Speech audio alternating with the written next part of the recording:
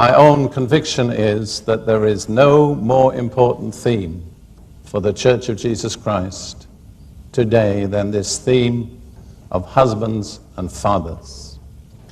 Dr. James Dobson, who's probably known by name to a good many of you, who is probably the foremost interpreter of family life in the United States today, who has a radio program on something like 400 stations, wrote to me a little while back and asked permission to quote something that I had said, and I very gladly gave him that permission. What I said was, the number one problem of the United States today is renegade males. I wouldn't necessarily say the same is true in other nations, but I'm inclined to think it is.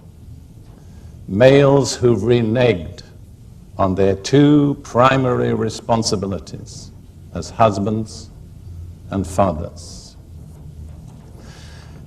I'm going to talk now about husbands, but in order to talk about husbands, I have to lay a foundation by talking about marriage, because it's only through marriage that a man becomes a husband. And unless we understand the basic biblical picture of marriage, a man cannot take his place as a husband.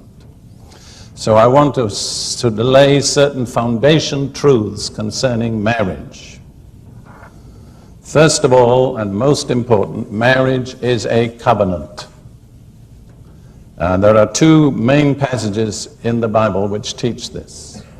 A covenant is the most solemn and binding form of commitment that the Bible knows. And it's a principle in the Bible that no lasting relationship can be built without a covenant. The relationship of the believer to God is based on a covenant. The relationship of believers to one another is based on a covenant. And the relationship of husband to wife is based on a covenant. And those are the three most important permanent relationships open to human beings. In each of them, the covenant is basic. Proverbs chapter 2, verse 17, 16. The theme is that if you listen to this teaching, it will deliver you from the immoral woman, from the seductress who flatters with her words, who forsakes the companion of her youth and forgets the covenant of her God.